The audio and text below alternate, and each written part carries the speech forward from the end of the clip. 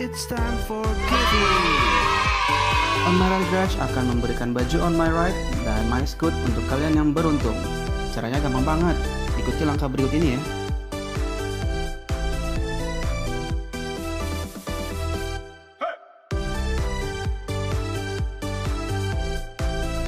Tunggu apa lagi? Subscribe, like, komen, dan share sebanyak-banyaknya untuk menangkan hadiahnya.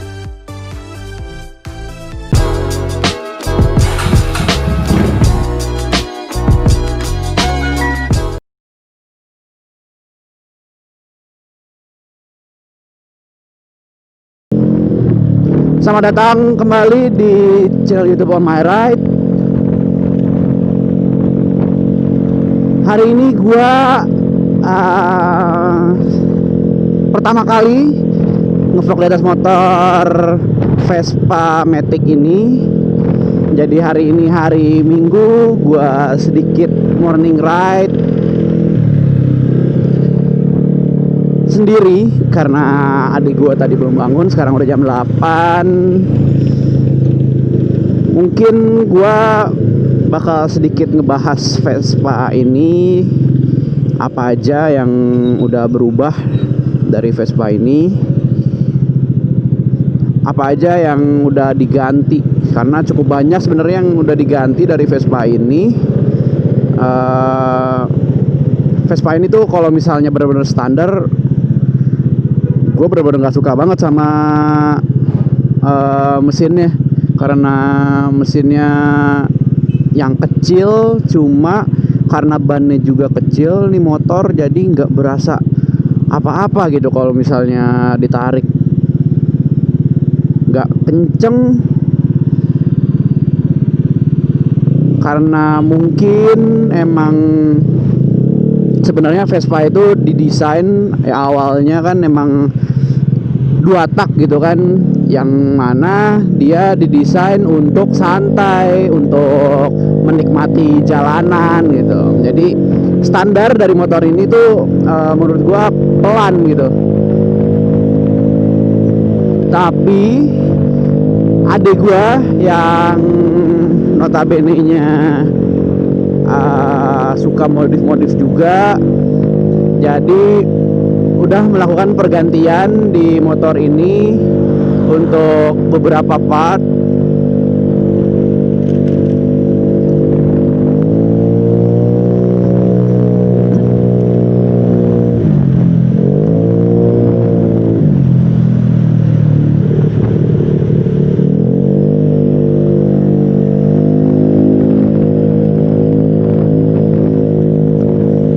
Jadi motor ini udah diganti mesinnya, itu bagian rollernya kalau nggak salah diganti berapa belas gram ya, 12 gram kalau nggak salah diganti sama adik gua untuk rollernya.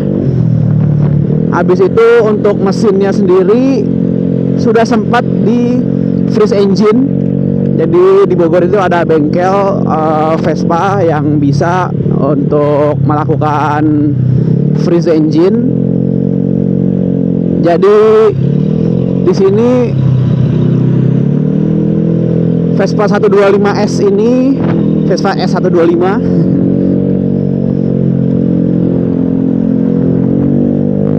untuk narik terasa lebih ngisi gitu dibandingkan saat standar. Jadi saat ini untuk penggunaan harian udah lumayan, bener bukan lumayan lagi sih, enak lah gitu untuk dipakai agak kenceng atau mau dipakai santai. Motor ini udah enak gitu. Untuk knalpot, motor ini udah menggunakan knalpot racing tanpa merek. Jadi beli polosan tanpa merek. Habis itu dicat warna hitam. Ini di dipotong juga, tadi itu agak panjang tapi dipotong untuk menyesuaikan dengan Vespa gitu. Lebih biar lebih ringan untuk di Vespa ini. Jadi ini sudah sesuai lah gitu untuk knalpot racingnya. Bracketnya juga pakai bahan yang kayak bahan linggis, jadi tidak memberatkan si bracketnya itu gitu. Jadi ini udah benar-benar kenceng, nggak kendor lagi saat dipasang.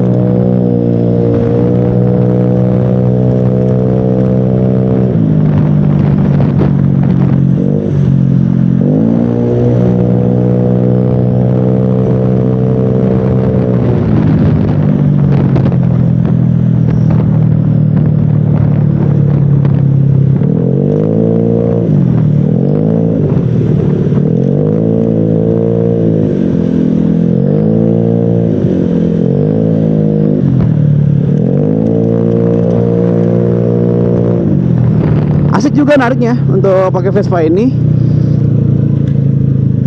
Kayaknya sih cc-nya udah naik juga karena ini udah freeze engine dan udah pakai roller yang lebih ringan. Jadi tarikannya tuh ngisi terus gitu untuk dari bawah sampai ke atas. Dan ditambah lagi Vespa ini pakainya bensin Pertamax turbo, jadi semakin ngisi lah gitu untuk tarikannya.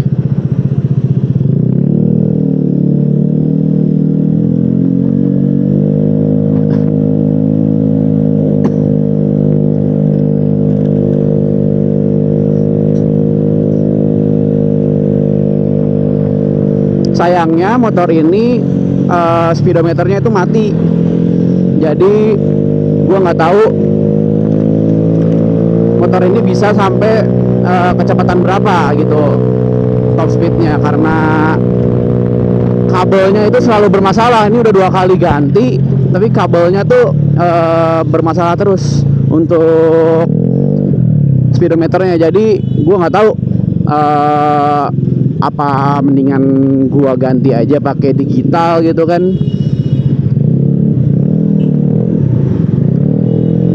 atau gua ganti pakai punya Vespa yang lain.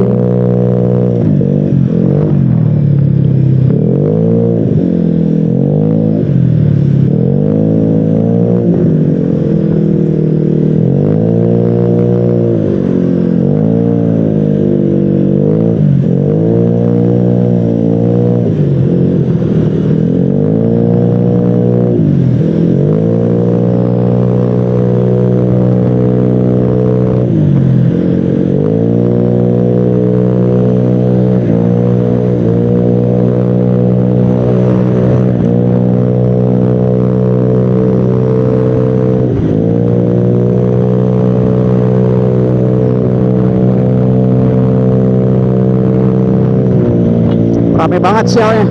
Tadi sial yang di Jalan Baru juga rame pada kopdar. Hari ini hari Minggu, jadi pada kopdar, mungkin pada mau jalan-jalan cukup jauh. Di Sial Pajajaran juga tadi rame yang kopdar.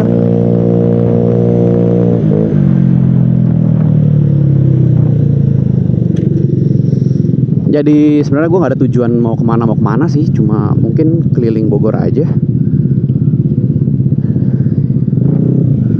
Di depan juga rame nih, kayaknya ada yang satu komunitas, jadi cukup rame.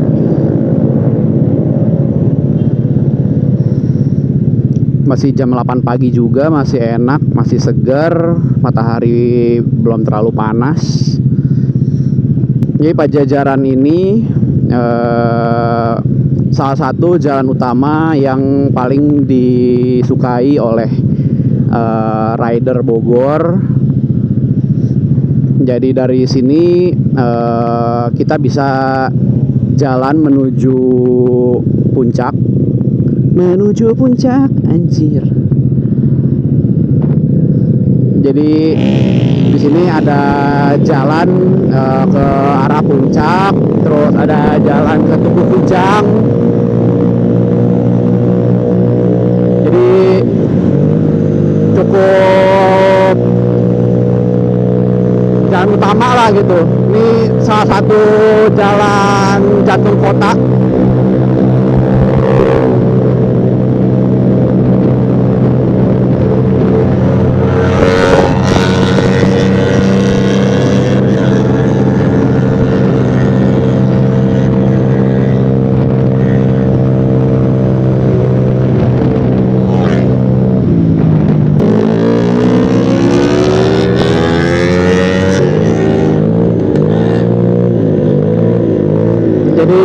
Motor 2,5 tuh motor dengan cc besar yang enak buat dibawa harian, tidak terlalu boros juga.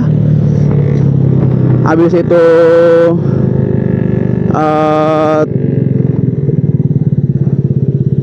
nyaman juga sih kalau misalnya Ninja mah untuk riding positionnya. Pas itu gue naik R25 sih, riding positionnya lumayan nunduk gitu karena udah ganti stang. Tapi untuk narik-nariknya, saya suka sekali motor 2,5. Itu anak-anak yang tadi narik-narik.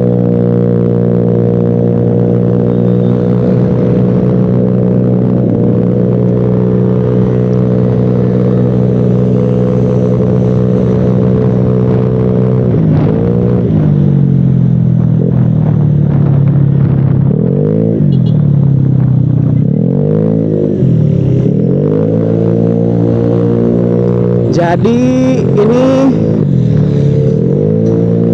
daerah Kebun Raya di sebelah kanan. Sekarang udah jadi 1 jalur. Tadinya itu 2 jalur dan itu sangat padat kalau misalnya weekend. Bener-bener macetnya itu panjang banget kalau misalnya jalan weekendan di daerah Kebun Raya ini, karena di sini ada Botani Square yang mana dia benar-benar diminati oleh banyak orang, jadi rame gitu. Sebenarnya asik sih untuk di Bogor sendiri ini, karena untuk saat ini karena di Bogor ini ya karena pandemi juga gitu, gue nggak tahu.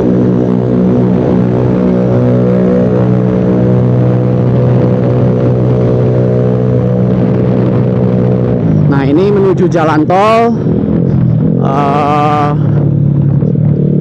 Motor boleh lewat sini, tapi di depan itu ada puteran, jadi motor bisa langsung muter, bisa ke arah puncak, bisa ke Sukabumi. Nah ini jalan-jalan orang dari Jakarta touring gitu ke Bogor itu rata-rata lewat sini. Kalau misalnya mau ke puncak, mau ke Sukabumi, ke Bandung dan sebagainya, yang daerah-daerah bagian atas Jawa Barat bagian atas itu rata-rata orang lewat sini. Ini nanti dari sini tuh ke puncak mungkin sekitar 30 sampai 45 menitan. Enak sih karena ini perbatasan untuk di Bogor, perbatasan antara kota dengan jalan tol. Di sini orang-orang pada menjadikan jalan ini sebagai jalan utama.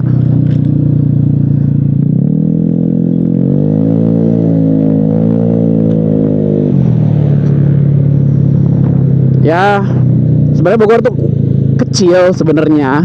Kota Bogornya sendiri itu kecil, cuma Kabupaten Bogornya itu sangat luas. Benar-benar banyak banget perbatasan-perbatasan di Kabupaten Bogor. Ada Puncak, ada Cibinong, ada Cilengsi, habis itu ada Parung, habis itu di dekat jalan menuju ke BSD itu ada Gunung Sindur,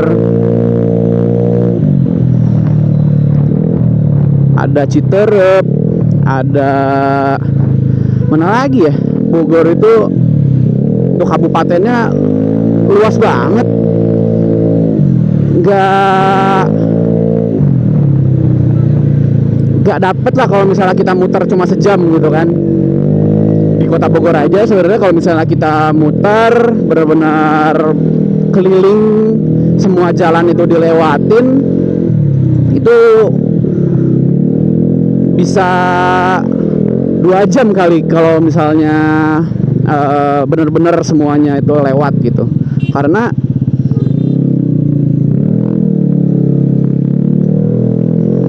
emang jauh sebenarnya untuk lingkup kota Bogornya sendiri itu, walaupun cuma muter dalam kota terlihat kecil, walaupun memang tidak sebesar Jakarta kan. Kalau Jakarta itu sebenarnya provinsi gitu kan, DKI Jakarta.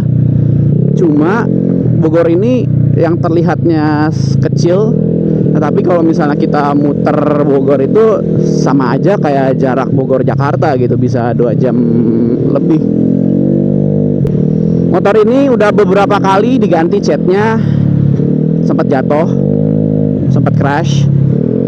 Gue sempat crash, adik gue sempat crash, sempat jatuh di garasi juga. Tiba-tiba motor ini tiba-tiba mundur pas distandarin. Jadi posisi standarnya Vespa ini tinggi, jadi kayak posisinya itu jadi tegak banget kan.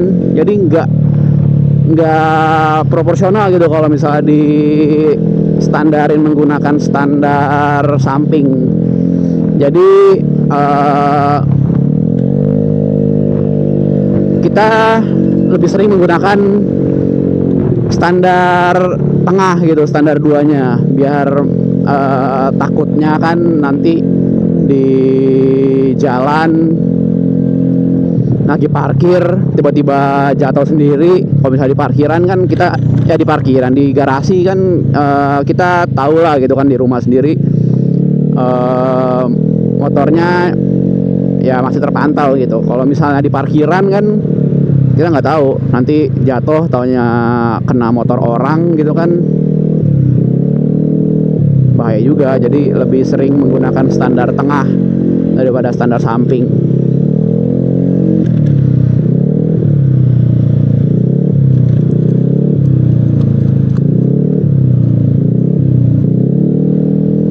Jadi hari Minggu ini di Bogor tuh udah nggak ada CFD, udah nggak ada Car Free Day. Jadi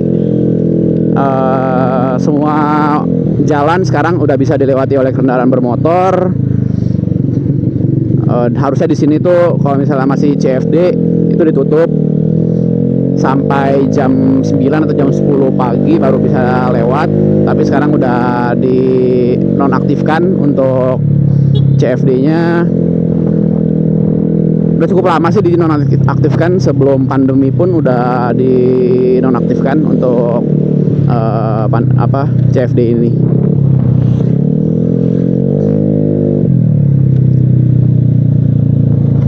Ini Sudirman, salah satu jalan yang difavoritkan juga oleh warga Bogor untuk riding. Jalan yang lurus, bagus, gak pernah di sini tuh kayaknya nggak pernah jalannya itu rusak gitu aspalnya, karena di sini itu dari Air Mancur sampai ke gerbang istana itu benar-benar jalan yang bagus dan zaman dulunya mungkin dipakai oleh orang-orang pemerintahan gitu. Jadi di sini tuh benar-benar hampir tidak pernah jalan ini rusak, bolong ataupun apapun itulah, jalannya ini bergelombang, rusak dan lain sebagainya, enggak. Di sini benar-benar rata semuanya. Motor Vespa ini cukup boros untuk bensinnya. Kerasanya cukup boros karena saat full tank itu nanti dia bakal cepet banget turunnya. Tetapi saat di sisa seperempat, di seperempat terakhir itu bensinnya kerasa lama turunnya. Jadi saat awal-awal tuh di bensinnya mungkin karena pakai jarum ya, jadi pelampung itu benar-benar kerasa banget borosnya. Ini bensinnya kalau nggak salah 8 literan. Gua nggak terlalu hafal sama Vespa ini, tapi kalau nggak salah sih sekitaran 8 literan.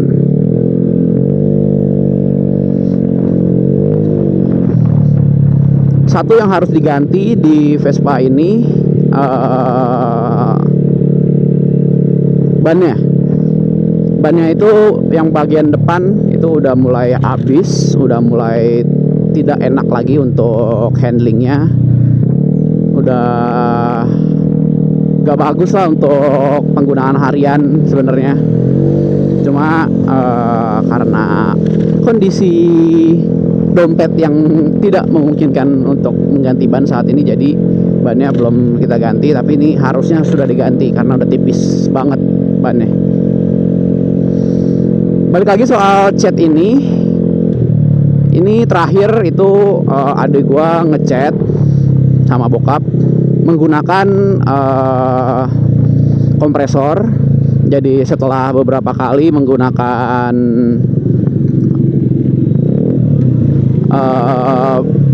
samurai waktu itu, dari warnanya itu udah mulai ngangkat, dari warnanya juga udah mulai pecah-pecah dan kusam. Gua nggak tahu itu mungkin seperti yang video gua sebelumnya itu jelaskan, ini bisa jadi karena terlalu tebal di pengecetannya. Karena ini udah beberapa layer, udah banyak banget sih, beberapa lagi udah banyak banget layer yang nempel di motor ini. Jadi catnya sendiri itu malah jadi ngangkat gitu. Terakhir jadi makanya ini dicat menggunakan kompresor. Cukup rumit karena harus dikerok dulu bagian cat yang menempel di bodinya. Itu benar-benar memakan waktu sampai 3 hari atau 4 harian sama adik gua dikerokin sampai benar-benar habis. Habis itu didempul ulang biar rata, dicat lagi dari dasar sampai menggunakan clear yang gua nggak tahu catnya itu tipenya apa, tapi hasilnya sih kalau misalnya ngecat sebenarnya itu tergantung sama tinernya lagi. Waktu itu adik gue dan bokap gue ngecat menggunakan tiner Cobra. Mungkin masih kurang bagus untuk tinernya, jadi hasilnya sebenarnya masih agak kurang maksimal, tapi oke lah gitu untuk pertama kali ngecat menggunakan kompresor di sini. Itu benar-benar first time banget bokap gua ngecat menggunakan kompresor. Jadi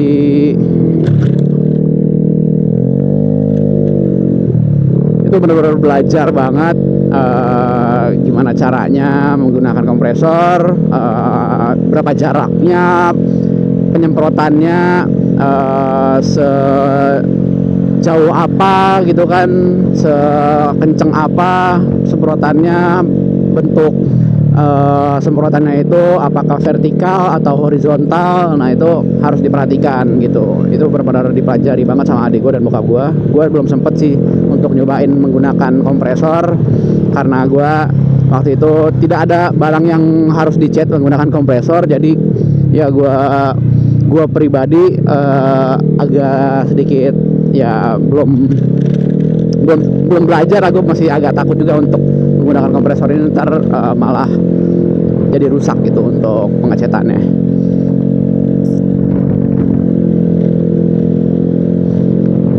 untuk bagian bawahnya ini dipakein lagi karpetnya. Mah 155 sama ini gue tarikan. Jadi bagian bawahnya ini dipakein karpet lagi sama adik gua. Karpetnya free dari Vespa pas pertama kali beli. Vespa ini dibeli waktu itu tahun 2017. Enak. Jadi bisa seperti mobil gitu. Karpetnya bahannya mirip-mirip sama yang karpet mobil. Kok itu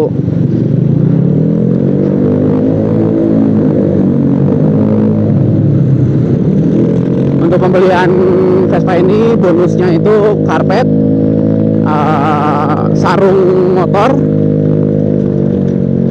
Habis itu seharusnya kalau nggak salah sih ada besi untuk untuk menaruh barang. Tapi gue nggak tahu yang Vespa ini sebenarnya dapat apa enggak gitu.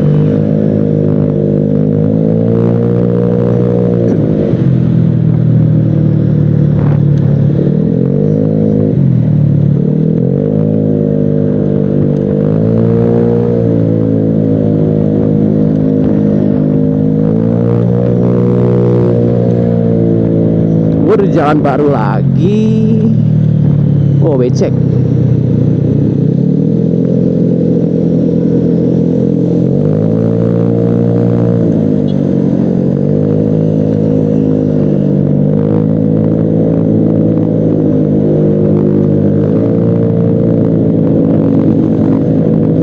Yang gua rasain sih motor ini kerasa kayak motor 150 standaran sih. Apalagi knalpotnya ini mendukung banget sih menurut gua. Jadi tarikannya tuh ngisi terus gitu dari bawah sampai ke atas. Kita coba kejar NMAX. NMAX ini 155. Dia belok ke kiri.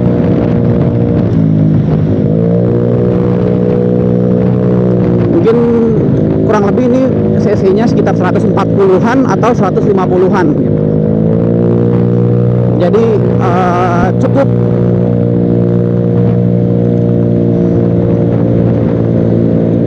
ngisi untuk powernya.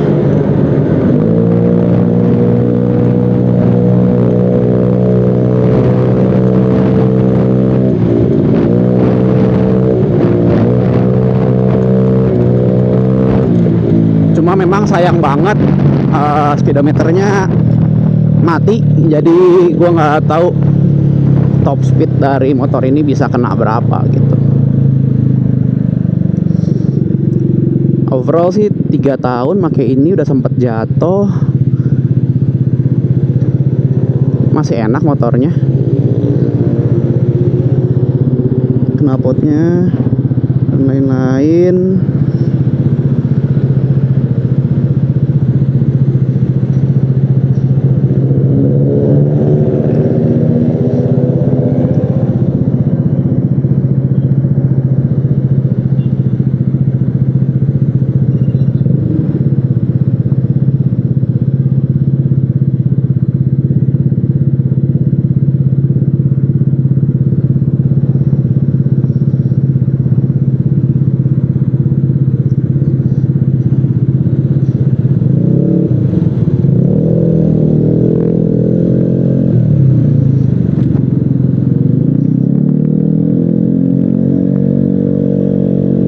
Mungkin sekian dulu untuk video kali ini. Jangan lupa like, comment, dan subscribe. Dan jangan lupa untuk follow Instagram dari omaride.id, Fajri Ramadan, dan Noval Zuldir. Jadi nanti kalian bisa untuk mendapatkan kesempatan untuk meraih giveaway dari kami, yaitu berupa kaos On My Ride. Gua Fajri, sign out.